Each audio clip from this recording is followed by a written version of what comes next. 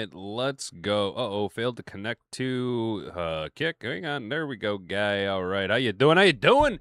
Good evening, everybody. Welcome back to the Hat and Beard Show. I'm your host, James, and this is your nightly stop for NFL and our Detroit Lions. Now, preseason week 1 for our Lions is in the books. It's not about winning or losing, right? It's not a marathon. It's not a sprint. It's a marathon. It's not about winning or losing. It's how you play the game. It's how you clean your room. See, you got to be a lobster. But the reality is, preseason week 1, you're looking at not so much winning the game. It is always nice to win.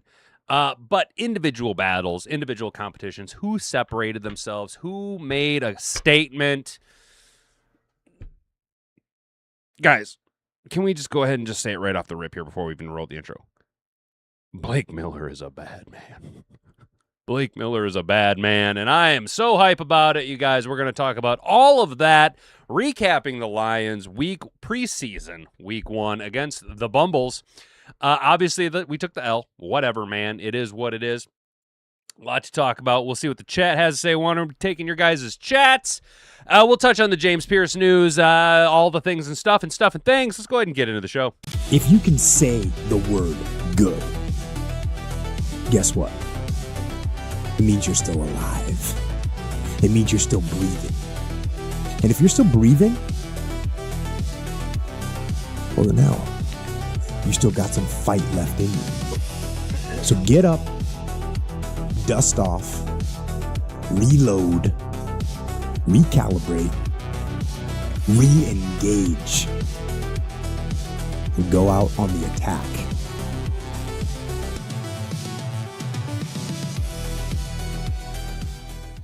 All right, I want to say good evening to Mad Hatter Nation. Of course, Mad Hatter Nation is the chat. It's going to require you to hit that subscribe button if you want to engage with the rest of the bastion of sanity in a sea of nonsense that is the internet, dude. We are the most based NFL content creation station here on YouTube. I do agree with Profile Surfer. He says preseason games are tryouts, not games. Perfect. Yes, 100%. Actually, my guy, I don't want to say that's profound, but that's worth a pin right there, bud. Go ahead and give yourself a pat on the back over that one there, my guy. Nicely said. Well done. We'll leave that up until somebody says something else that maybe takes that over. But yeah, preseason games are just kind of tryouts, guy. We're going to talk about preseason game week 1, but first we have to touch around the NFL because that's how we cast a wide net and try to grow here at the Hat and Beard Show.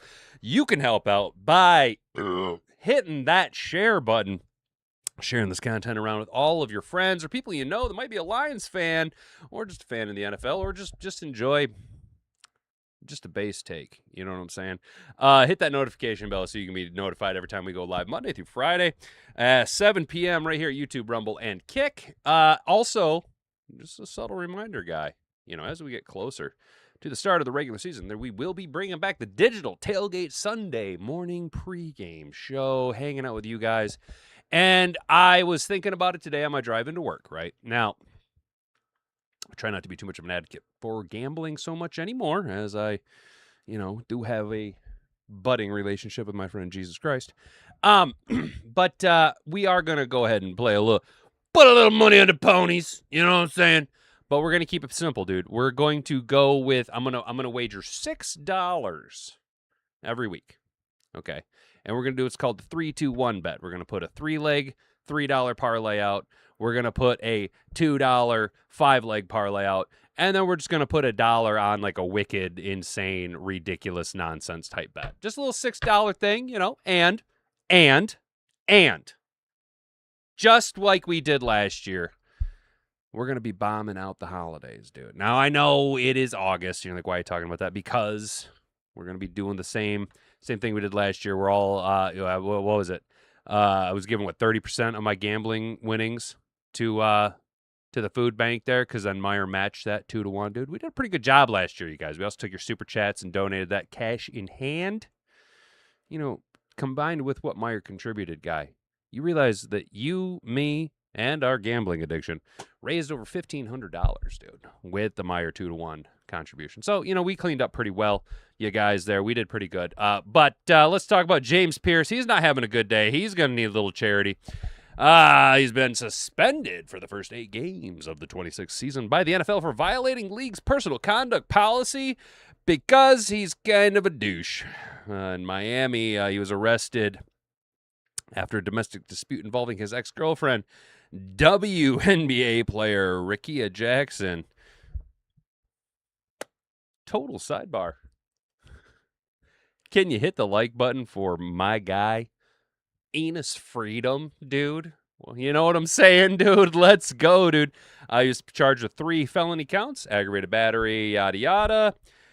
He agreed to 6 months pre-trial intervention program in April. You guys remember we kind of talked about that. The big issue here is he's going to be out until week 9, right?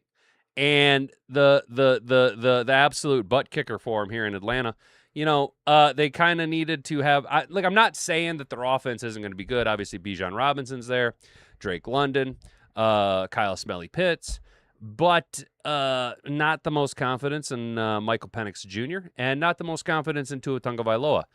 More confident. I would be more confident in Tua actually dying on the field than I would be in him taking the Falcons to the playoffs, to the Super Bowl, to anything, if I'm being honest. I'm not trying to knock him, but I think Tua's best days are on the other side of the fence.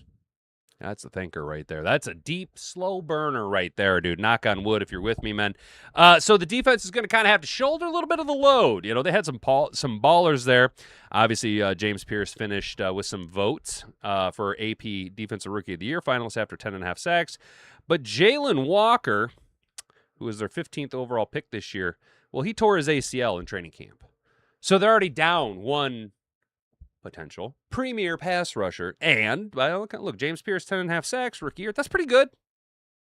Let's be honest. The numbers are pretty solid. But, you know what? Not that I was worried about the Falcons in the NFC. But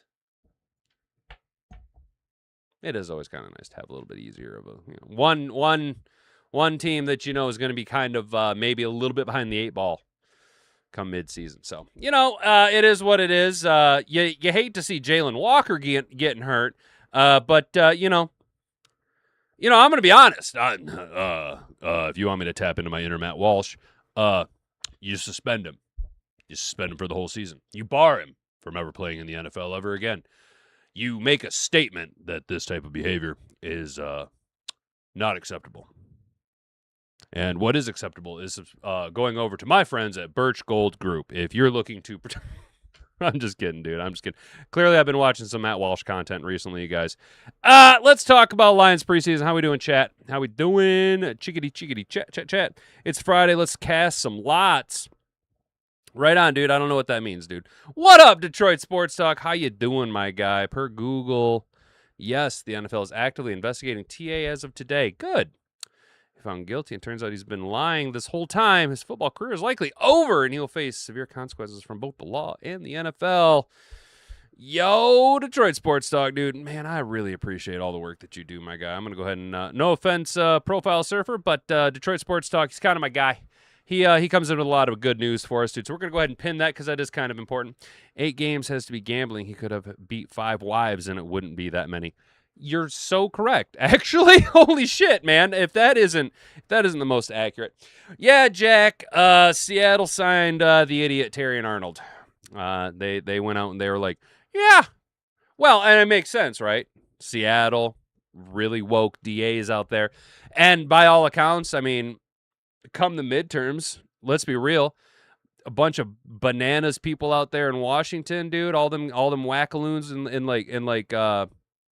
the Northwest area, they might just get their whatever undergarments they wear in a bunch and try and secede, some shit like that, and then he could just take refuge in a foreign nation. You know what I'm saying? I thought the Browns wanted TA and Deshaun Watson. Perfect fit.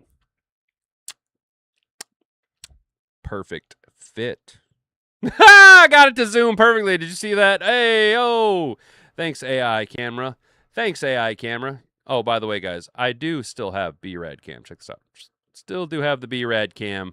Just in case you were wondering, we still do have that up. Clearly, it's Miller time tonight, guys. We've been having a few brews, as it is the final night that I can have a few brewskis while we enter into St. Michael's Lent. And I do invite you all to kind of take some time. You know, look, there's nothing wrong with taking a few weeks here and just kind of drying out. And I'm telling you, take a few weeks off of boozing, dude. A little part. Not only is abstinence from some vices a good thing, but you know, when one does partake, say like me, I'm not gonna drink for the duration of St. Michael's Lent. Also giving up chocolate. I know it's weird, but you know, it'll make boozing so much better when, if, or how I decide to consume again. Let's talk about Tim 20Man and his preseason week 1 observations.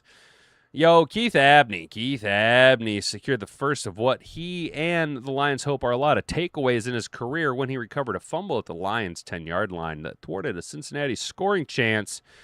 He also showed off a physical brand of football he's becoming known for in the practice field with a suplex tackle and a couple other nice hits. Finished with 5 tackles and a fumble recovery as he battles veterans Roger McCreary and Christian Eisen for the nickel role. I, be honest, did not watch too much of McCreary, if at all, him playing in the nickel. Thought he kind of took advantage of a little bit on the outside, but that is what it is. Was very, very, very... Guy, I told you Abney was going to be a problem. I told you Keith Abney was going to be a problem. And now I know, preseason week 1, but he did kind of make himself known. A little splash here, a little pizzazz here, a little sizzle, a little spice, a little sizzle. We like to see that. First play, first sack. Now, Guy, I do realize that I was a little overzealous in my predictions for the Hammer. But did I not tell you he was going to come right out and have a sack, dude? Did I not tell you he was going to get at least 1 sack? If not, I mean, I said he was going to get 6 sacks.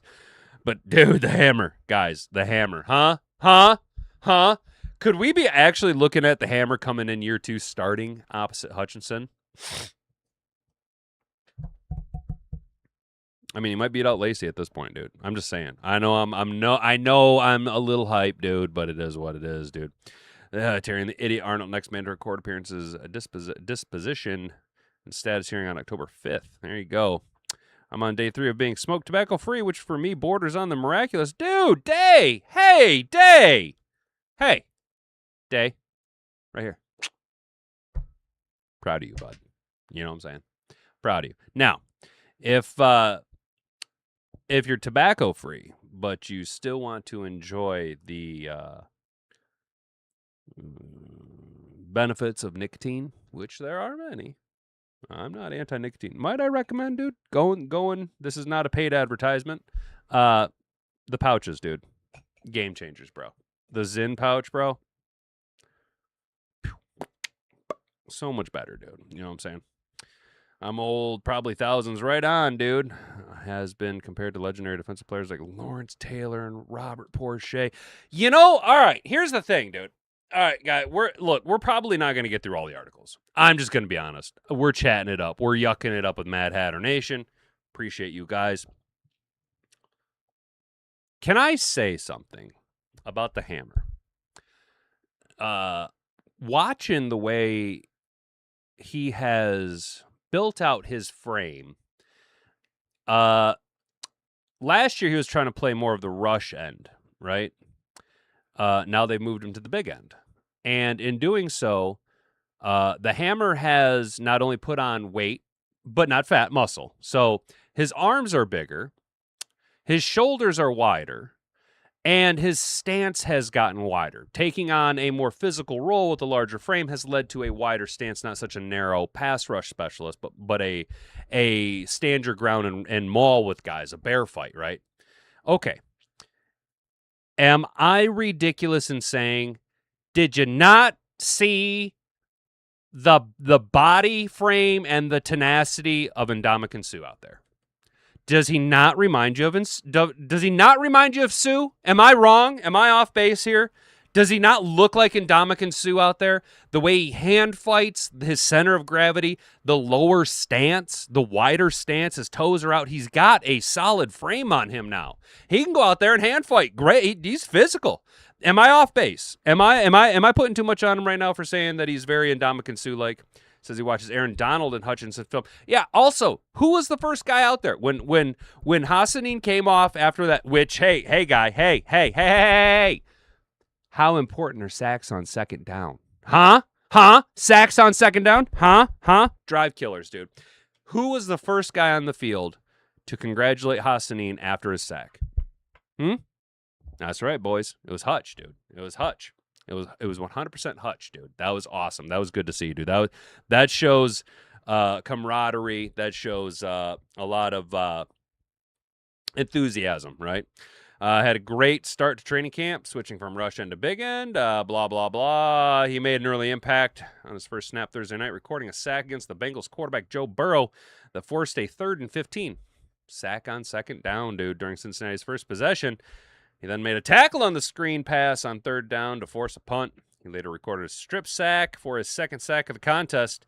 It's a great sign. He's taking his playmaking from the practice field to the preseason, and that's what we like to see. The Motor City Mummy wrapped up Joey Burrow 100%. What up, Brent Supreme? How you doing, man? Yet they promote women's role. Yep, 100%. So excited for what Hassanein can do this season. Dude found out who Hutch's trainer was. Yep, he went to Hutch's trainer and added weight without adding fat. Does he not look like a completely transformed individual? Now, to be fair, do we need to worry about him now, look. McNeil and Big Beef, Tyleek, you can understand their transformation, right? Because they already had a lot of mass. They just had to burn off fat, right?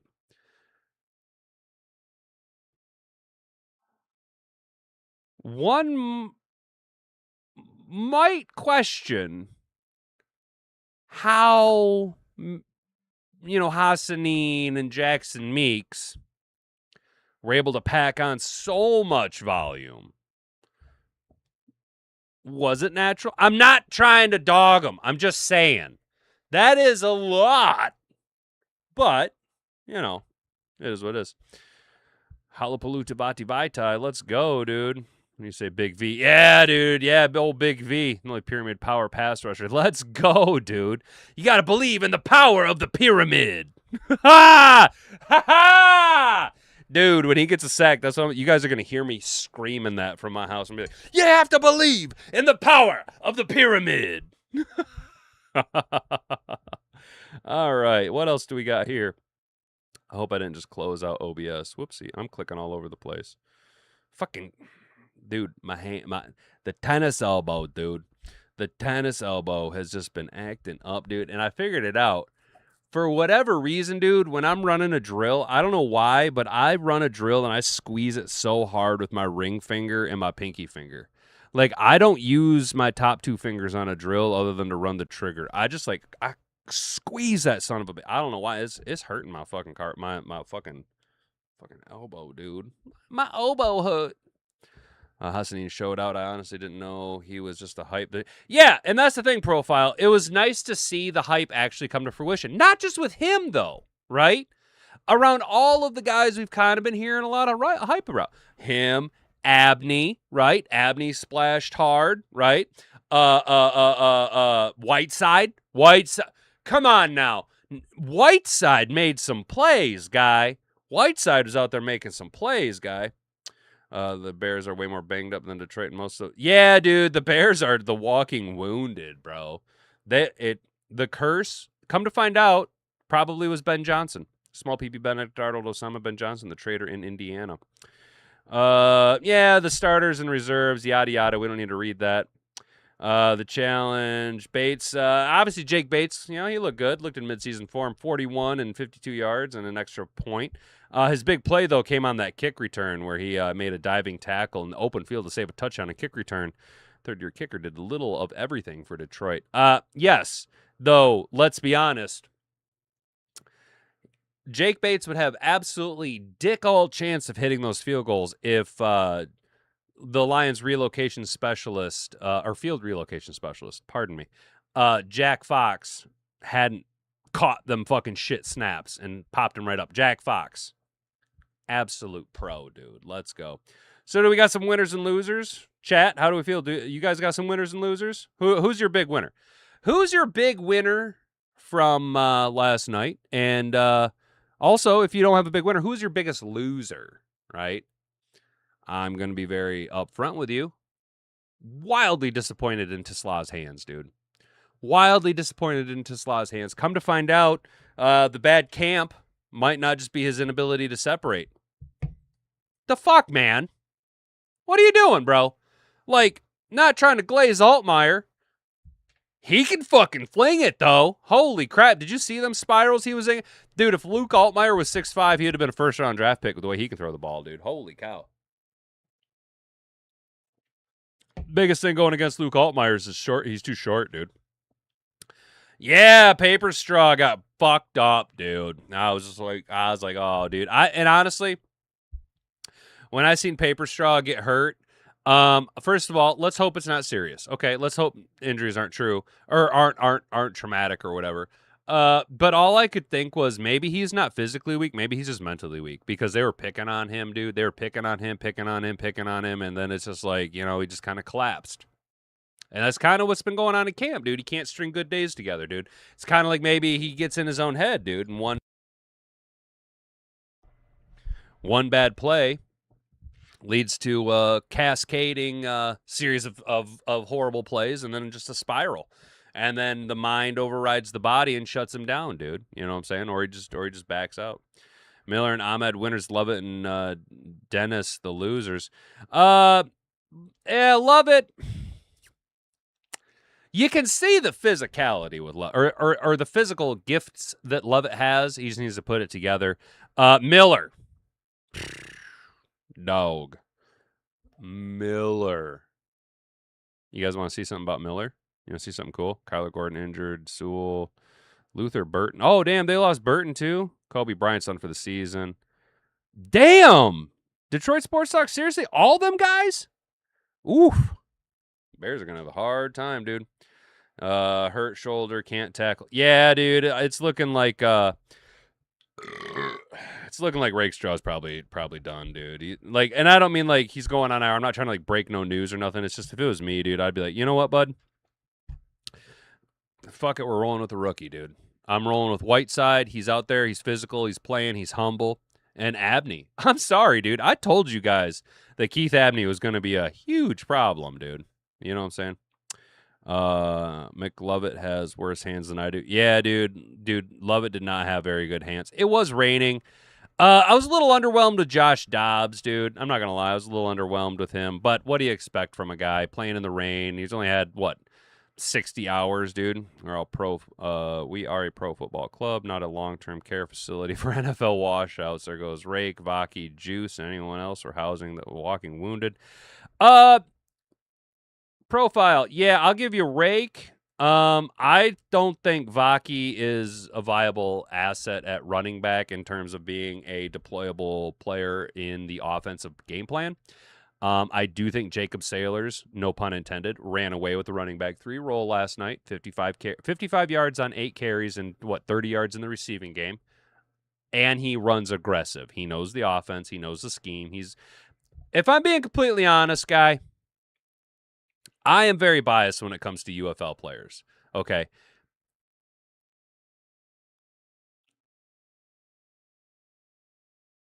There might be a chance, because of the injury, that come week 1, Jacob Saylors is your number 2 running back behind Jahmyr Gibbs. And, although I do love Pistachio, Jacob Saylors might have enough fire in his belly that he might not let go of that position. Okay. I'm not a big fan of Vaki, if I'm being honest. I get where your headspace is at on Juice Scruggs, but I think that he's just going to end up being by default, by bodies alone. Underwhelmed with Mahogany. Disappointed in Frazier. I thought McLaughlin looked promising at center. Yeah, Day. I'll get. Yeah, dude. Hang on. You know what? This is really pissing me off, dude. I can't goddamn see this thing. There. Now I won't be yelling so damn loud. Sorry, guy. I thought McLaughlin looked decent. I think he looked like a solid fill-in backup center. Okay. I think if he's able to build on things, he could be a promising player. I thought he held his own from time to time. Put in a position where he wasn't necessarily expected to succeed, though, in my opinion. I think Jared doesn't miss Potato Head. Yeah, I agree, dude. He needs some stick him. Yeah, 100%. Juice has to try and earn a position, not chill in the middle. Yeah, no, I agree. Yeah, he needs to go out there and get it. I agree. But when you look at the bodies that we have in camp, there just isn't a lot of other viable options unless you want to go outside of the 3-1-3 and bring in like a free agent, like a Mekhi Becton or something like that. But check this out. Super fucking sick take, dude. How does that look on the screen, guy? You can see that well enough. So, if you guys want to follow me on Twitter, my Twitter or link is down in the description of the video. Brian Baldinger. You guys know Brian Baldinger? Baldy? Wiggly finger? Brian Baldinger? He knows a thing or two about football, right? Yeah, he might know a thing or two, especially about playing offensive line. You guys want to hear his take here on Balake Miller last night? Check this out.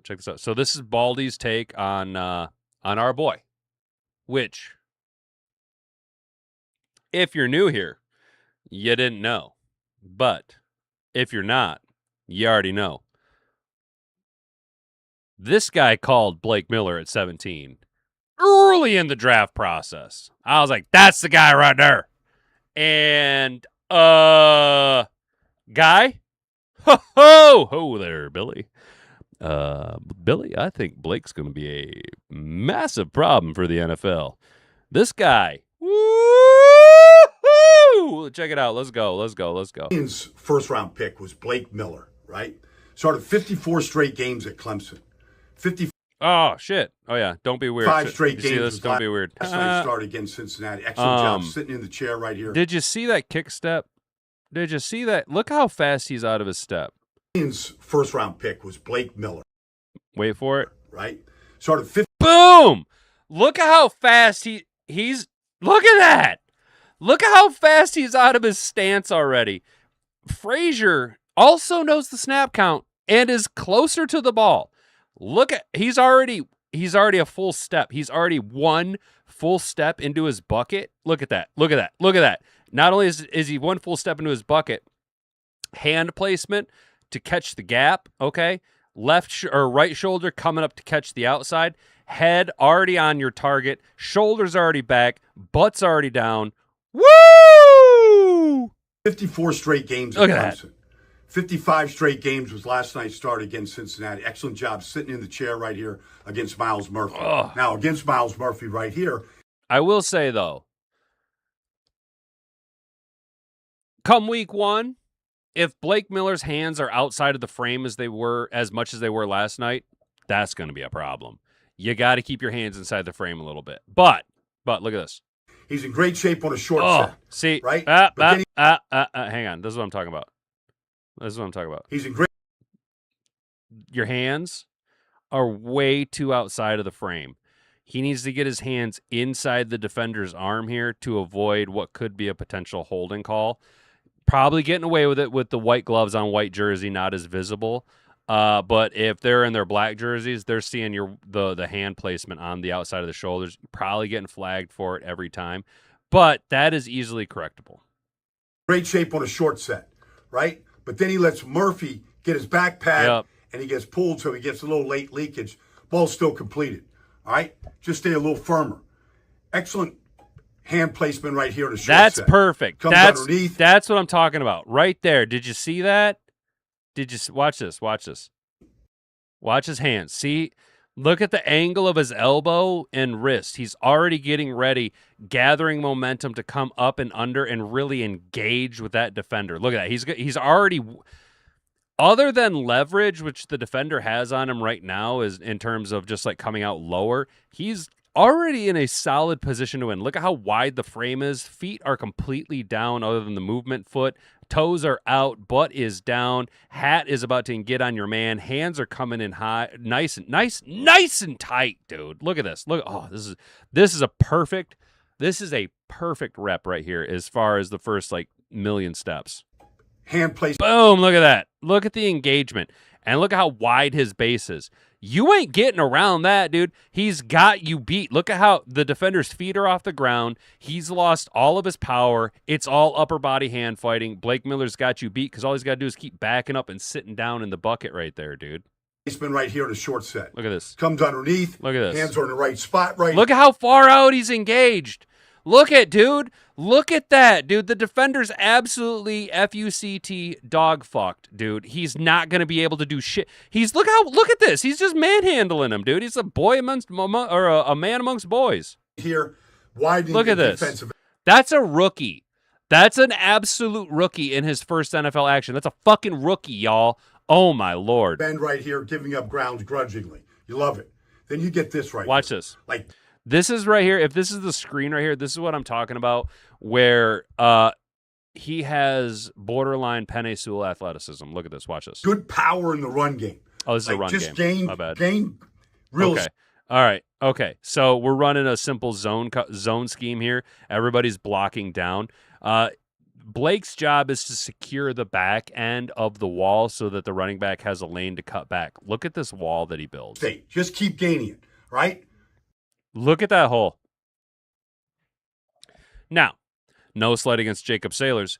You guys do realize that a hole this big, okay, that's Frazier. That's not Ratledge. That's Frazier. Imagine Ratledge in there. Imagine Jahmyr Gibbs. Jahmyr Gibbs' touchdown on this every time.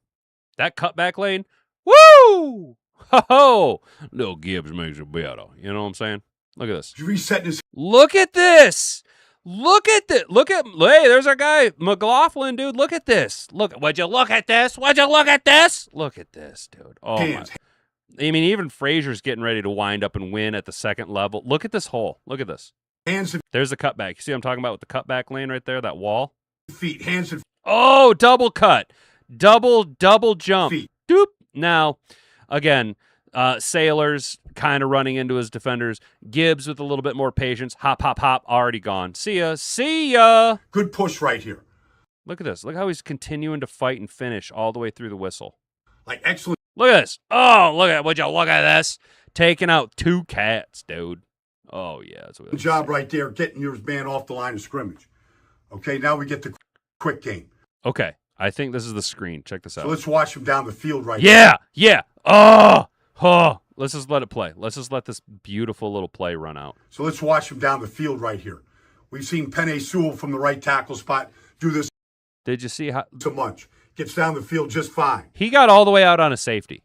Guy, do you realize that he just went from the line of scrimmage and completely got to the third level and on a one-on-one isolation with a safety who is significantly faster and more athletic than him? Was able to look. Watch this. Watch him down the field. Watch it. Look. Sell it, and go. Sell it, and go. Literally. Here. What is it? Is it a 1.5 count? Okay. Now we get the quick game. So let's watch him down the field right here. 1, 2. Boom. Gone. Look at that gate. Look at the gate. Look at the hustle. Look at the gate.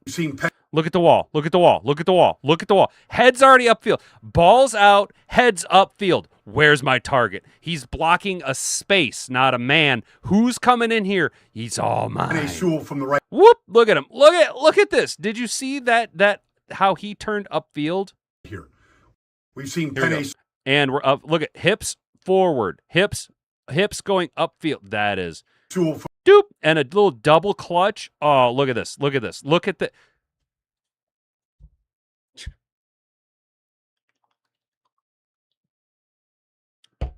Not to just sit here on my grandma wagon all night long, but like, can you imagine? That's Ratledge Hell, even McLaughlin. Look at the athleticism out of McLaughlin. That gate getting upfield. Now imagine Cade Mays. Goff delivering this, a nice little touch pass into Gibbs. St. Brown out here blocking. Waymo coming all the way across with the downfield block. From the right Watch tackle this. spot. Look at him.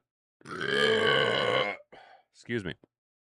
Frazier kind of fucks it right here, forcing Saylors to the outside. But even so, Blake has look at he can win in either direction because of how he's breaking down. Look how he breaks down. Look how he breaks down. Watch how he breaks down. Look how he breaks down on the defender. Do you see this? See how he comes down on the defender and doesn't allow. There's no weight distribution in either direction. He's pivoting. He's got a wide base, and he can go either or. The defender's hips are already telling he's going that way. So all he's got to do is continue his trajectory. The if you're paying attention to hip movement, the defender's already his tell. He's already pivoting. Boop, and I'm going to go this way. Even if he tries to go the other direction, his momentum won't allow him, and he's won. Either way, Blake Miller wins this block. There is almost no way that Blake Miller could ever lose. Blake Miller, Penei Sewell, hell, even fucking Gosder Cherilus could win this fucking block right here, dude. This is. Do this a month. Boom. It's down the field just fine. Played the entire first half, every snap. All right, no penalty. Look at this pass Lots pro. of one-on-ones. Of course, he sees the hutch every day. Boop, So boop. nobody's going to be better than him. Look at that. Right? Pretty good job right here. Moving the hands and the feet, balls out. Like, I thought it was a good debut for Blake Miller. A lot of football.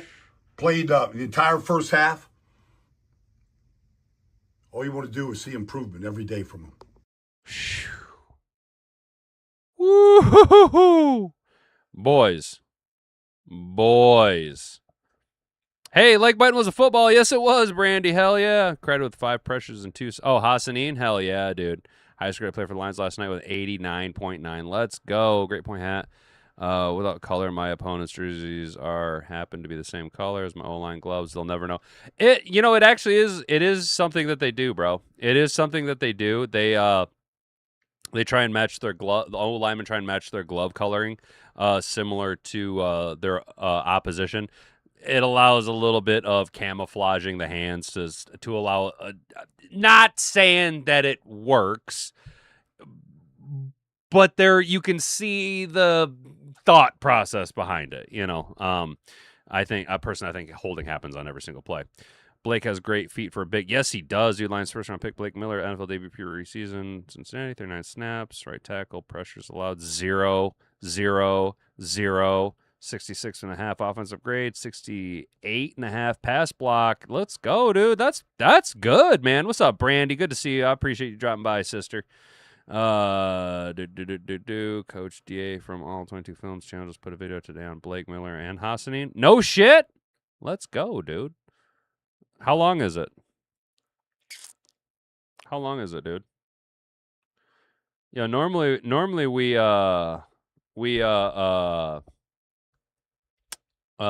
watch videos on this thing. The YouTube on Friday nights. Is this it? Oh, it's 24 minutes, dude. That's kind of a long one. Let's go check this cat out. What's this All 22 Films thing? Who is this guy? Come on.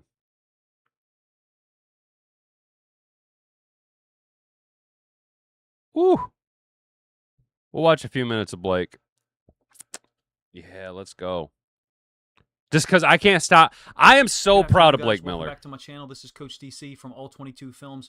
Got a film study that's going to focus here on Blake Plus, Miller. I got a whole other tall boy still to drink with you first round fellas. pick, in fact, for the Detroit Lions. But to a lesser extent, I'm going to talk about Christian Mahogany, Seth McLaughlin, and Miles Frazier, the guys along the interior who had some positives and obviously some lowlights in the form of the 2 guards combining for, I believe, 5 penalties. Yeah, so this the first guard one will play be was from the trash. opening possession for Detroit. It's a 2nd and 10. The way the Bengals play this, it makes it pretty simple, to be honest with you, for Mahogany. The left tackle is going to step out. This Larry Borum is going to step out to the defensive end edge defender, Boye Mafe. And Jacob Saylors, in this kind of canted stance that he uses, I'm going to mention this a bunch of times, he's initially stepping to his right-hand side, and then he'll bring this run back through the weak side B gap. And when I say it's easy, what I'm talking about, or simple, what I'm talking about Mahogany should be getting the up there. inside linebacker 44, kind of crossing the midline. Yeah. They're asking this guy, who's not a part of the magnification, to come downhill quickly. So Mahogany should be engaging with the double team here and looking upfield to try and scrape off and get up here, dude. And McLaughlin should be able to one-on-one, and Frazier should pick up all the slop up in here And defend this B gap. I'm not saying that that's not, you can't do that ever. It's a second down, and so Cincinnati is in their nickel defensive look, and you'll see that Isaac TeSlaa shows up a little bit late. Well, not late as far as the actual play, but late after I having it paused and spot shadowed. This safety is really late coming downhill if that's what they're asking him to do. You can see that there's a huge gap there, but the Bengals really have a gap problem, or they're at a gap deficit, if you will, by playing this nickel look against 12 personnel. What I mean is 2 tight ends here, and they're doing it because it's second down, mind you, 2nd and 10 to be precise. So 2 tight ends set up to the right-hand side. That's where the nickel defender is. The gap problem is this. You've got 2 inside linebackers who could potentially fill these 2 gaps here or these 2 gaps here in some form or fashion. If they do it this way, post-snap, once the play gets rolling, then, of course, Jacob Saylors could read that, and he could end up going directly in between those linebackers in the middle of the front side A gap. That's not what happens. He cuts it back through the B gap. As far as Blake Miller goes, he's really good at scooping people on the backside. Now, this isn't necessarily a scoop, to be honest with you. He's just trying to fight to get his head across. We're talking about Blake Miller here, first stepping with his play side foot, his left foot. Frazier, bro, Miller wins on the first step every time, dude. He puts himself in perfect so position. Calling this duo is a little bit unusual. I do think there's 2 times in the first half where Frazier's steps look wrong to me based on my knowledge, but this works out for Detroit for a lot of reasons. Quite Frazier really combo, shit the bed. Double team for Mahogany and McLaughlin because the inside linebacker 44 disappeared. 44 climbed over the top here, opens up that cutback for Saylor, excuse me, and you will hear me mention it a handful of times during the course of this video. His stance is kind of canted. And at first I thought it was dependent on the direction of the run play. Basically, any left side run concept, his stance was canted. But I found enough examples, to indicate that that's not true. It's just the stance that they're asking him to use. I would say it's bladed. It's somewhat bladed by about 5 to 8 degrees. My guy's breaking down the bladed degree stance of the running backs. Why does he only have 40,000 subscribers? Holy shit, this dude needs a million. Than everyone else. So I'll get that out of the way a little bit here. He's very good at combos. He works with both guards well, whether it's a run play or in pass protection. I feel like there's great communication between those guys. To me, he's prepared at the NFL level for the mental and the recognition / awareness demands. Where he would have a relative weakness, in my opinion, would be one-on-one blocks, but that should be expected by a guy who would, came into camp as your backup center. But in any case, this is a really quick conversion by Altmaier into the boundary. I thought McLaughlin played great, there. All things considered. Across the midline last time. He's responsible for Saylors in man. He's not able to get there because of a screen / rub, whatever you want to call it. That occurs here. There actually is no contact, but it forces the inside linebacker 44 to go underneath. Basically, they've created a lane between this tight end and this look wide how the receiver. safety's coming over on the tight end. That Ben Johnson used to do. Andy Reid specializes in it, basically forcing you to go over the top of this tight end, underneath of this receiver, whatever he is positionally. I think it's a wide receiver, and that puts you at a leverage deficit to go get the running back, and in this case, Saylors gets a first down. But let's talk about Miller on this particular play. I feel like his feet and his hands really line up or sync up well. Isn't that what I've been talking about, his feet and hands? This punch that occurs with his outside hand while his left foot is in the ground planted, he's able to get a ton of strength and extension on his arm against Myles Murphy. I feel like a couple of times in this first half, Myles Murphy late is able to start to maybe jerk. So grab Miller late and then shed him to one side and try to swim over the top. It's inconsequential as far as the result of this play completely, all right? Sorry, I'm playing with my cat. But it's something that Murphy tried multiple times in this first half, and so I wonder if other defensive linemen, looking at Blake Miller's film over the course of the season, but in particularly early in 2026, if they're going to try to do a little bit sooner during the play to see if it'll work. I think Miller does everything well. He's got multiple set styles. He's only going to get better. The more I watch him, he reminds me of a bigger, stronger Roger Rosengarten. Yeah, he doesn't. Yeah, I agree, Jack. 2023. McLaughlin needs to get bigger, Very stronger, athletic and quick with a variety of pass sets that he could use, and he was effective with each of them. I feel like Miller is probably the better player. That makes sense, right? He was a first-round pick, whereas Rosengarten was late in the second. All right, we're still into the first possession here. It's a 1st and 10. I think a 23-yard gain down at the bottom side of the screen. It's a play-action concept with 3 players involved in the route. Okay, TeSlaa at the bottom. In addition, Cedric Wilson, the veteran wide receiver. I think he's 29 or 30 years old, who's been with the Miami Dolphins for a while. And then the running back off the play action is going to release to that side as well. Cedric Wilson is the orange route there. I would call it a sail concept, but sail flood will be fine too. Wilson's an interesting player. Never really had a ton of production as far as catches. Oh, yeah, you got kind of beat there. Who I remember making plays against the Ravens, among others. So I think that Miller is jumping Myles Murphy here. Jump means instead of taking a little bit of an angle, whether it's A angle, B angle, C angle, whatever, people have different terms that they use, and I've even seen the inverse. But in any case, he's taking a flat angle to Murphy. And yeah, again, you see you need to get back. Murphy trying to snatch and then jerk away from Miller, and in fact, on the delivery, he's able to possibly... Yeah, but he's trying to sell the play action. Disrupt the throw from Altmaier. I think there's a reason why this is happening late on this particular play. It's smart by Blake Miller. He understands that it's play action. He understands where the read side is down here to his side.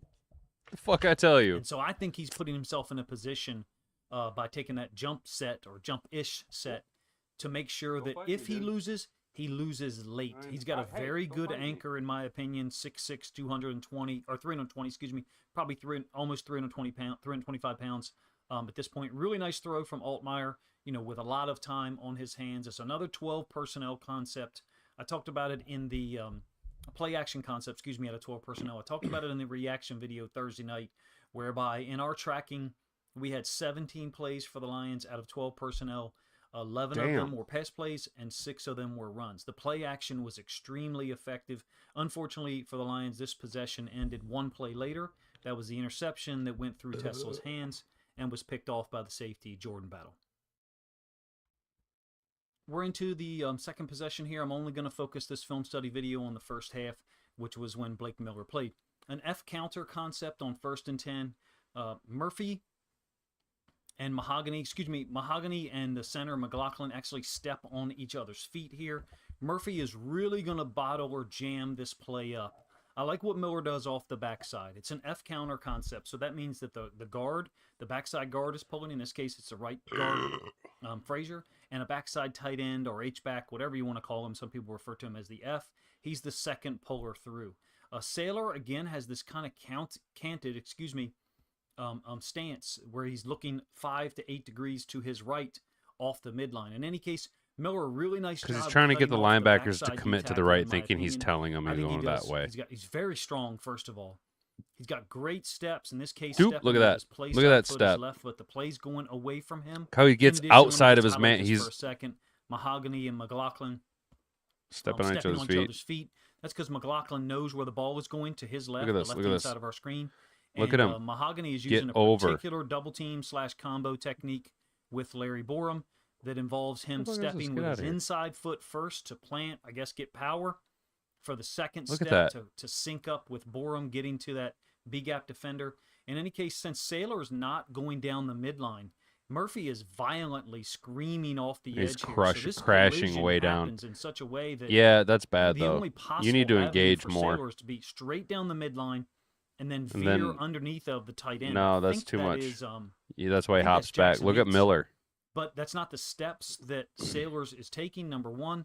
Number two, Altmaier's not really giving him the midline. So what I mean is the midline is what occurs he needs to open up more. Line, just inside the left hash. He needs to open up, get out of the Saylor fucking way. Go downhill on that pass because Altmaier's in his way. Altmaier is literally on it for a moment. He needs to get out of the damn way. The way that Murphy played it, essentially he blows it up, and unfortunately for Blake Miller, his guy, the defensive tackle he was taking over, ends up getting involved in the tackle because Saylor had to veer this back Right there, against the idea or the design of the concept. This ball's not supposed to go here where it does. Nope. It's supposed to go this way. This direction. And because Miller's cutting off this D tackle, Saylor It's the veers only it back. viable option I because should he's say hoping because that of the wide Murphy's receiver can disruption, pick up somebody Saylor here, and then veers it's it a back, and the one-on-one. guy that Miller was Theoretically. dealing with is able to get in on the tackle. There just really wasn't much option there for Saylor. That canted stance, I'm not going to point it out on every play. You feel free to focus on it if you want. I just found it interesting. The very next We'll only snap watch a here, few it's more gonna be a minutes of running this, back guys, and we'll screen get to out of our here. right-hand side of our screen. Again, Saylors is kind of canted, unless my eyes are deceiving me. There's going to be a penalty on Mahogany here. There's a twist off the right side that I think kind of delays Frazier getting out of there. Yeah, It's look the at only Miller. thing that He's really got to make a possibly decision. prevents him from getting a penalty. So here's McLaughlin and Mahogany working together to combo for a moment before the play action fake between the quarterback and the running back. And then Mahogany will release, and unfortunately he crosses the line of scrimmage. Yep. Fucking idiot. These things occur a lot. See, If he you needs watch to college football, and especially high disengage school, and get over these here. offensive linemen are past the line. In the last 6, 8, 10 years, it's gotten really worse. RPOs is a load of shit, to be honest with you, because linemen are downfield consistently, and referees have throughout the course of the years, Preacher. RPOs are have shit. slowly Preach it, allowed guys preacher. to get further Preach it, downfield. Now, preacher. look, I'm Preach not it, preacher. saying that this shouldn't be called. Knock on wood if you're with me, They should man. call it for everyone. And in this case, Mahogany is certainly past the line of scrimmage. Frazier is close to overtaking him just before the ball is released. It's a short gain anyway, so it doesn't necessarily matter. Basically, you get the idea that both of those guys, Frazier and Mahogany, Damn, bro. I think they combined for 5 penalties, 3 on Frazier, 2 on Mahogany. Hey, Each have their own individual strengths. That's twice he's Certain bit things me they on do the well fucking beyond palm just this on the game side of my we talked hand, about, dude, like a butthole. last night, but they've got to clean up the penalties. Little butthole. In order for either one of them to get on the field, in 2026, you can't be having 2 or 3 penalties in a particular half of football. 2 plays after that penalty, here's a 3rd and 13. It's a 4-man rush by the Bengals. Actually, my apologies. This is the very next snap. This should be labeled 2nd down. That's mislabeled. So I think Miller is expecting a stunt here off the right-hand side after the snap. I think he's expecting a stunt between those 2 guys there, and it never shows up. But his takeoff is kind of slow. Yeah, it's If you ask choppy. me, Oh, number it's one, almost and he appears retarded. to be Not like, staying extremely but I mean, like flat, it's like a as delay. if he's just expecting the possibility Yeah, of this see, tackle to go he takes like an upfield inside and Murphy step up. I think almost. he's expecting a stunt between Watch those it. 2 Watch guys right here. there, and it never shows up. But Oh, little, his yeah. takeoff is kind of slow, if you ask me, number one, and he appears to be staying extremely flat. Yeah, as if he's just needs to get expecting the more possibility vertical of this back. tackle to go upfield and Murphy to go underneath. So Miller and Frazier would then have to switch that. That never occurs. I'm just letting you know what I think I see here. You've got McLaughlin and Mahogany. Look at comboing once McLaughlin, again. dude. Mafe one-on-one off the left side with the left tackle, even though he's got That's not the bad, dude. possibility of the running back. That's not Saylor bad, chipping right dude. here. And then what happens Hey! later is because the center is left alone with 98. I mean, 98 is I got to give props to American Boxer. He, when we signed McLaughlin, he was like, "Yo, this guy can ball, dude." So shout out American Boxer, dude. He was like, "This cat can ball, dude." extremely strong, very athletic. I think it's Slayton. So you'll see him be able to take his right arm and then catapult McLaughlin off of him and get his hands up. I guess See, that's what you guys are saying. He's a little bit more weight, a little more strength, you know? that Altmaier is trying to throw it to this receiver here in that window, in that open space. To be honest with you, I think Miller might have been surprised by the upfield. Oh, rush. yeah, That's why Jack, you're the right, outside dude. hand wasn't as strong, and Murphy was able to use a series or collection of moves to kind of destroy. You know that what, outside- Profile? You're outside right, hand dude. On RPOs, sooner you're or 100% quicker, more right, dude. efficiently than he did in a lot of Yeah, other rounds Day. last night. I Miller felt did like get Miller caught and leaning Murphy a couple of was a times. He pretty needs to good get his matchup, shoulders back a little bit and more. Miller got the best I of do him, agree with you, most of Jack. the time. Frazier Murphy cannot play couldn't offensive turn the tackle corner being here that slow until off the late. ball. No, he is a Didn't matter guard. He cannot from play Lions' offensive perspective, tackle in the 98 NFL. gets his Nope, hands he's up got to redirect exclusively the play football. I guard. felt like And I don't know if Cincinnati's there's going to be a spot for him DBs on the were roster after very- the way he played they had last night. great I'm just being timing on honest, their dude. Challenges in certain situations. Definitely the 2 slants to TeSlaa. A couple of other third downs here. It happened to be a D tackle getting his hands up on a 2nd down, like I said, that I had mislabeled. think we're into the next. We'll give it possession, one the this third. last play. It's a Then we'll first get and up out 10, of here, and guy. Really It's sick Friday play night. by Jacob You know how it Saylors. is. We're focusing on the offensive line, but this is Got a little unique, captain of in my industry to opinion. play It's a play tonight, action fellas. where Altmaier will have time to look down the Y'all field. want to know what captain Again, of industry is? Check this out.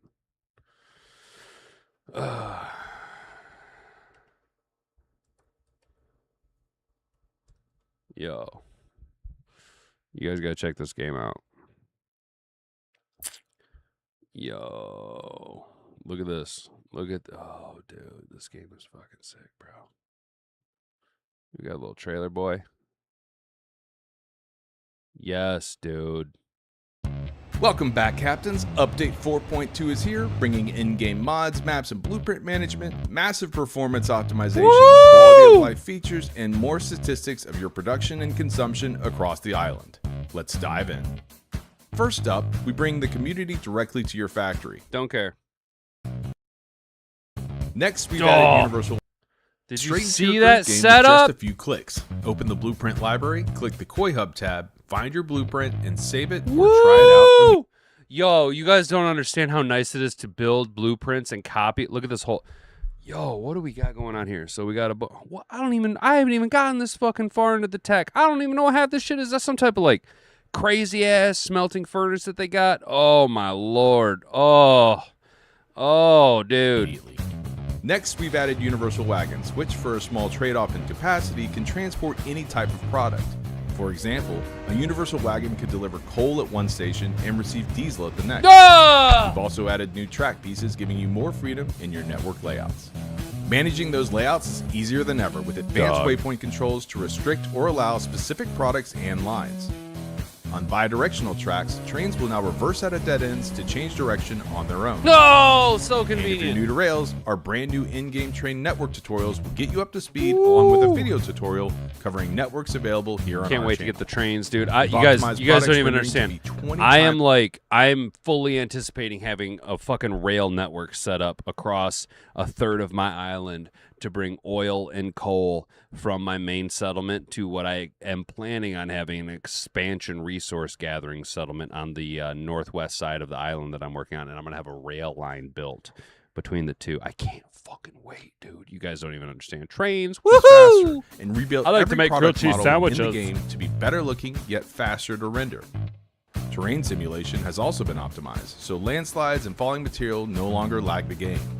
You can Also, to prevent this, literally you have to construct various heighted fucking walls, retaining walls and shit, bro. read more about these improvements in great detail in Or instead of being a dipshit and having all of these excavators, dude, you could design your mining degrees to work themselves down in a structurally sound variant instead of just dieseling your way through the fucking mountain, dude. Come on, man. Captain's Diary 56.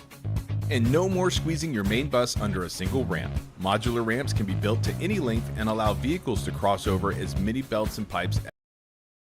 Yo, modular ramps? Yo, soy jack face. Oh my God, look at this. Oh, modular ramps, bro? As you like. Our new breakdown statistics interface tracks everything from pollution to water, giving you a detailed look at exactly where every product is being made and consumed. We've also made building previews easier to see, especially when planning factories on rock or other light-colored surfaces.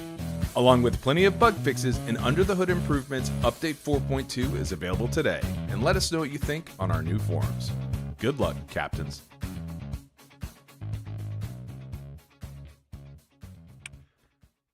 Oh my lord. Universal cars for rail lines. Y'all don't even understand. I haven't even gotten to the larger trucks yet. And I'm about to get rail lines, dude. It's going to make shipping and receiving. Oh, dude. I just started creating biofuels and shit, dude. Oh, dude. If you guys like doing engineering shit, bro, you got to check this game out. Hey, Donkey Kong. Yo, real quick, guys. What's up, man? Frazier was pathetic. Yeah, he was, dude. I was very unimpressed with Miles Frazier. This off is going to be electric. Did you like that, dude? You like that game? Real quick, Jack and Donkey Kong 43. I was rooting for Miles Frazier. I'm gonna be very blatant with you guys, very open. It's hard. I root for Brad Holmes to be successful. Sorry, Mr. Detroit City. I root for Brad Holmes to be successful, so I do root for our picks, and I did want Miles Frazier and Mekhi Wingu to work out, but nah, man. Frazier was so unimpressive last night. It just because look, if it were me, this is how I'm building my offensive line. All right. You got your 5 starters, right? I do still believe in Mahogany. I do think Mormon Oaks can turn it around. Shout out Rick C with the Mormon Oak name. I do think Mormon Oaks can clean it up. He's shown how good he can be. So you have your offensive line, you're starting 5. Sewell, Mahogany. Right now, it's unfortunately going to be McLaughlin because Mays is out. All right. I don't believe in Juice Scruggs right now. Ratledge and Miller. Right behind him, you got Borum, Barch, Scruggs at the backup center. You do need a tackle and a right guard to fill in that spot. It's coming down to, like, at least until Cade Mays is back, Frazier might just be it by default. I don't know if you carry 4 tackles into the regular season because I do think Borum ends up being your swing tackle. You know what I'm saying? Wingo's long gone. I totally agree. Holmes absolutely not giving up on Rakestraw yet.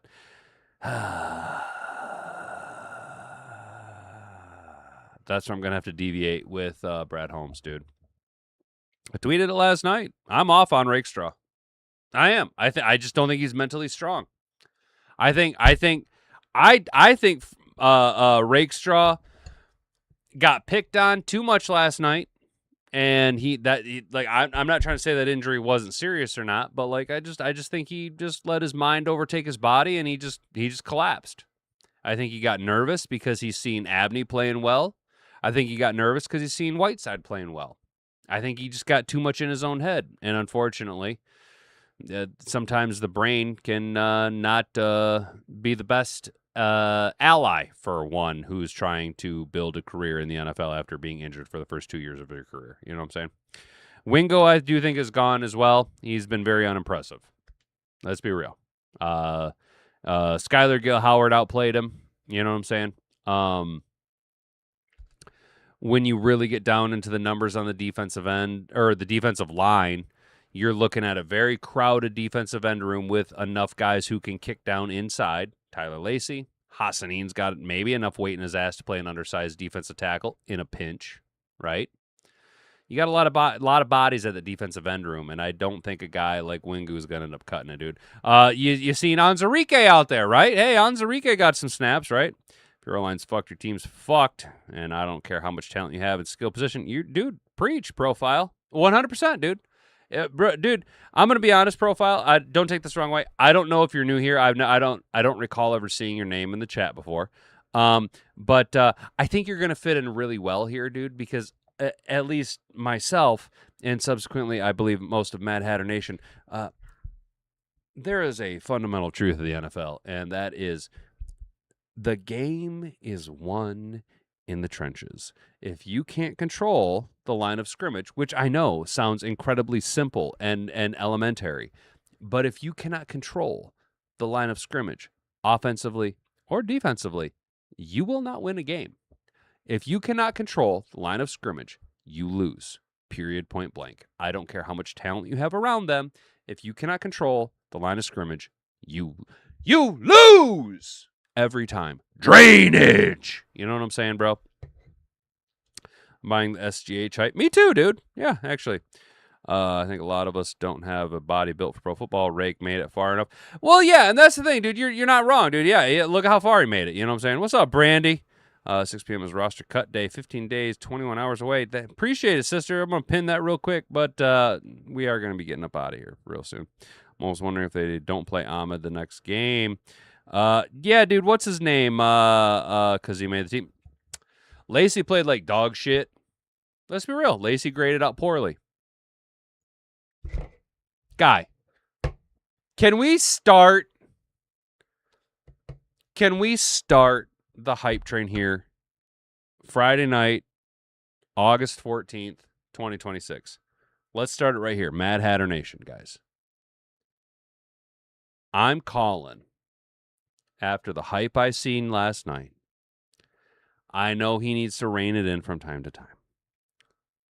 I want Hassanein to be the starting defensive end opposite Aiden Hutchinson.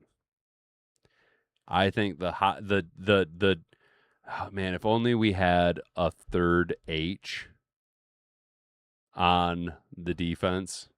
Thomas Harper. We've got the Triple H defense, dude. Our defense is Triple H. Let's go, dude. Oh, Lacey didn't play. Oh, okay. Gotcha. All right. Who was I thinking of then? Who was I thinking of? I swear I've seen someone that graded out poorly at the defensive end spot. I thought it was Lacey. My bad, dude. Right on. Had that body when I was Rake's age. Well, you know, Jack, when I was Rake's age, I was never a skinny black man. I tried, but I was never nor was I ever 5'11" at his age. Tyler Levy, is that it? 100% sure. No, I'm not disagreeing with you, Detroit Sports Talk. I'm questioning myself on what I might have just skimmed over. I'm gonna be honest. I tried to fill the show out with some decent articles. We didn't read through all of them. I got kind of lost in the sauce. Chatted up with you guys. I'm excited for more. Yeah, let's. Do you think Moore gets in week 2, preseason week 2? Do you think we finally see some Derek Moore action? And then does that start? I'm excited for Jimmy Rolder. Does Rolder play in the preseason? He's going to be back, do you think? Linebacker depth. I do like that he's been running the Mike backer spot. I know that White didn't grade out so well. But first of all, he wasn't playing with starting defensive players, okay? And he was playing with seconds and thirds against starters. I like Devin White. I liked him. He looked like a veteran player who was having a lot of fun playing football. And that is a very dangerous combination. You know what I'm saying? White had like 4 tackles. Dude, yeah. Dude, I think White had 4 tackles on the first 5 plays or something like that, dude. He was all over the field. And when you see the numbers, what was it? Him and Action Jack have like almost 300 or 400 tackles between the two of them last year. White and Campbell signed me up. Yeah, dude, that's what I'm saying, bro. And Campbell, what have I been saying, guys? What have I been saying about Action Jack Campbell? He needs to, if he wants to ascend to being what I've predicted to be the next Brian Urlacher of the NFC. Okay, I do think Jack Campbell is a all-pro caliber linebacker. The most beneficial thing you can give him is a Lance Briggs running mate. Now, I wanted it to be a Derek Barnes or even a Malcolm Rodriguez. Hell, it might end up being Jimmy Rolder when it's all said and done. But if this year Devin White goes out there and plays like Lance Briggs in his heyday, sign me the motherfuck up, dude. Let's go, dude. Can we put Campbell in the Fred Warner category? Yeah. Yes, 100%. In fact, not to take away from Fred Warner, he is coming off a pretty substantial injury. I think it's safe to put Jack Campbell and Fred Warner as 1A and 1B as far as actual elite Mike backers. Pure linebackers can do everything linebacker. Tackling machine, cerebral machine, pass coverage machine. I think Jack Campbell and Fred Warner might be 1A, 1B. Am I wrong? White and Campbell are the best run-stopping line. You know what, Profile? You are correct. You are correct with that statement. White and Campbell are the best run-stopping linebacker tandem. You are 100% correct. Statistically, not only are you saying that, I'm assuming you're a Lions fan since you're here. Not only are you saying that from the perspective of a Lions fan, to quote the little Jew from Daily Wire, the facts don't care about your feelings. You have statistics to back that up. You know what I'm saying? Now imagine how tenacious those two are going to be behind an all-pro Aiden Hutchinson, behind an ascending, soon-to-be Pro Bowl caliber Ahmed Hassanein, behind Aleem the Dream McNeil, behind Big Beef, who's going to have a monster sophomore year. Those guys are just going to roam around. Dude, Action Jack and Devin White might actually kill somebody on the field. And I don't mean because of violence. I mean because they're just going to be roaming around tackling cats left and right, dude. And Lord help you when Brian Branch and Kirby Joseph come back. Oh, my Lord. Ladies and gentlemen, we might be looking at a top 10, top 5 defense. Knock on wood if you're with me, man. 350 tackles combined between White and Jack. DC worth the salt would kill for 100%. I want Jack Campbell to tackle Ben Johnson. Let's go. Roquan Smith, Swessinger, Zach Bond, and Jack Campbell.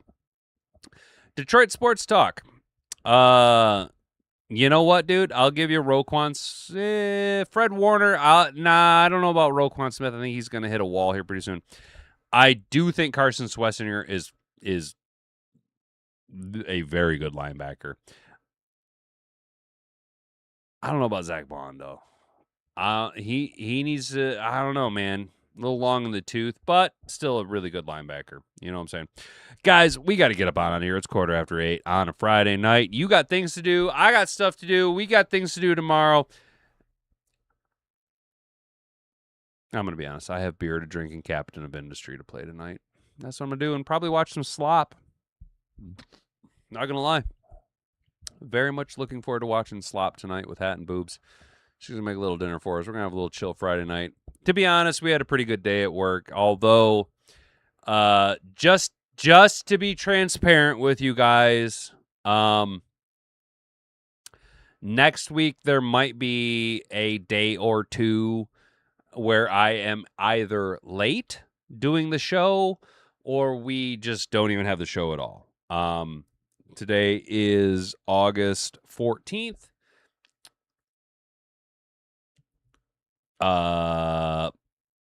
We have 7 calendar days to try and turn out JTS. I still have to... Okay. All right. I still have to run data for the roof-mounted cameras. I still have to install, wire, and run all of the deployable PVDC field on the slides. I still have to connect Starlink, run Starlink. I then have to also wire up the entire head end, which literally means Solarc inverter, 120 to 240 transformer, solar combiner, mid-split junction box, 30 amp inlet, 30 amp outlet, 50 amp inlet, 50 amp outlet, and the entire load panel that has 27 independent circuits varying between 20 amp and the EV charger, which I just installed today, which is a 240 30 amp single phase. Oh, yeah. And we have to finish sheeting, doing the ceiling, and then I have to install my fucking head end main panel. Oh, yeah. And the 12-volt power supply for the exterior lights ran on a 3-way switch that also ties into the trailer lights.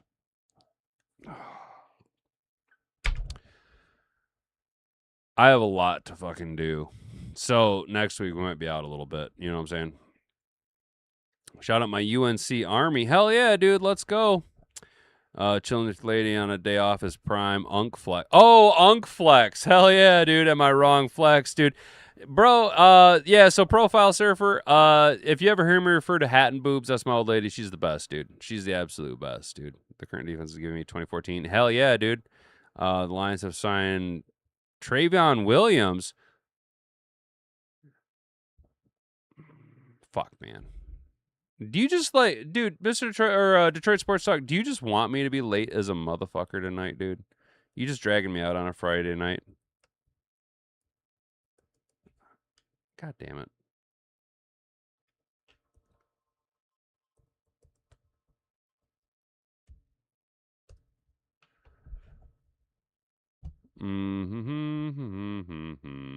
This guy?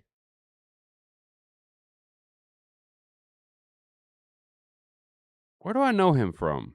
28.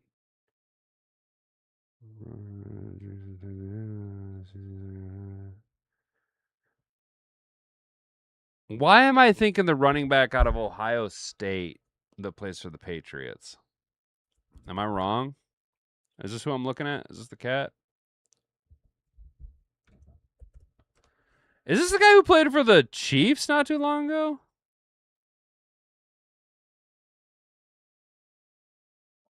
Hang on.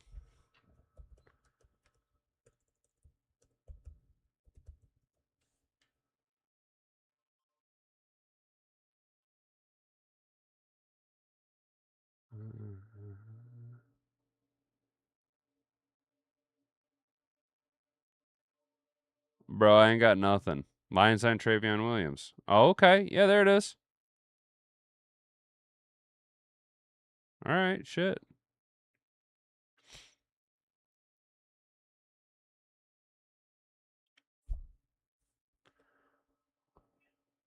Former Bengals running back. Oh, that doesn't bode well for... Who got hurt then, dude?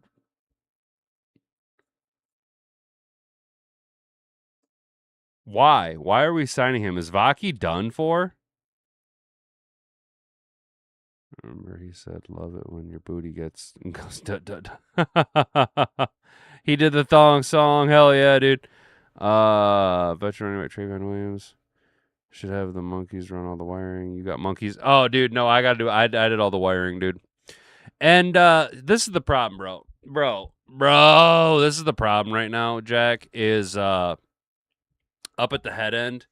It was before I got there. They didn't recess the panels, so I have to I got to drop everything through so because of the positioning at the head end of the electrical cabinet, I got to basically drop all of the 20 amp circuits through a 2-inch conduit, and it's so jankety, dude. I got to drop all the 20 amp circuits through a 2-inch conduit.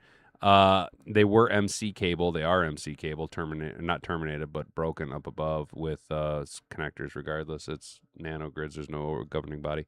Then the main feeder is coming down a 2-inch conduit, and then I'm running the EV charger, the 30 and the 20 amp inlets through a 2-inch conduit brought into a LL on the right hand side of the panel.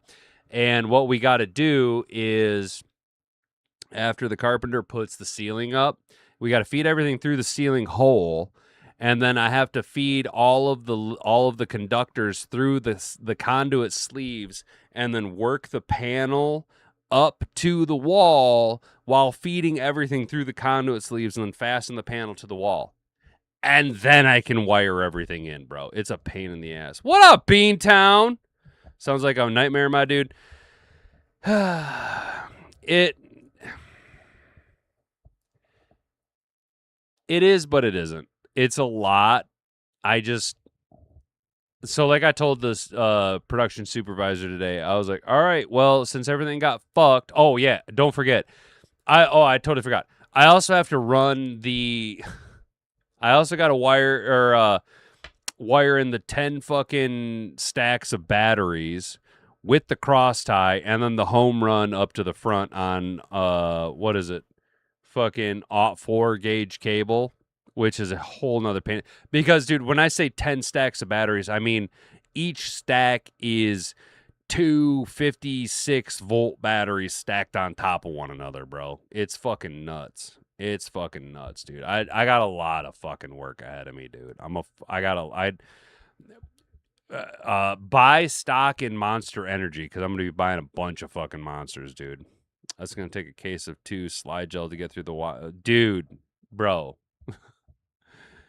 It's gonna take more than just fucking some lube, dude. It's gonna take some wish and a prayer to make it happen, dude. The thing is that at least the MC that I'm feeding through is all 12-2. So like it's all 12-2, solid twisted. You know what I'm saying? So we'll be fine, dude. It'll be fine, dude. I got all the low volt punched down today. I got the EV installed and wired up today. I got the fucking water tank monitors and the water heaters wired up today, dude, and swapped out all the cover plates for larger cover plates because the fucking sheeting didn't land right. You know what I'm saying? Caffeine, nicotine, monster, blue collar, breakfast of champions, dude. Yeah, dude, America's ran on caffeine, nicotine, and THC. Let's go, dude. Anyways, guy, we got to get up on here. We've been here for an hour and a half just yucking it up with you guys. Have a good rest of the weekend. Stay out of trouble. Don't do anything I wouldn't do. Make sure that you hit that notification bell. Subscribe to the channel if you're new here. Share this around with all your friends. And like the video if you enjoyed what we did here, guy. We'll be right back here probably Monday at 7 p.m., barring everything I just talked about. We'll catch you then. Have a good weekend. Stay out of trouble. Do anything I want to do. Until then, I'm James with the Hat and Beard Show. You've been an attentive audience. We'll catch you next time. Bonga bonga. Frig off, dude.